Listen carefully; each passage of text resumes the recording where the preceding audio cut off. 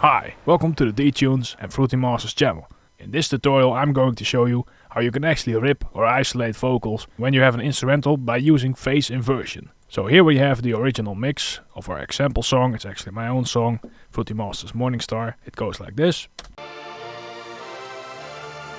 You up there, you are the brightest in the sky. Nevertheless, you are my morning star, and I will dance for you tonight. Let's say we want to rip this vocal without having any background music. Now, if you're lucky, you can find an instrumental version.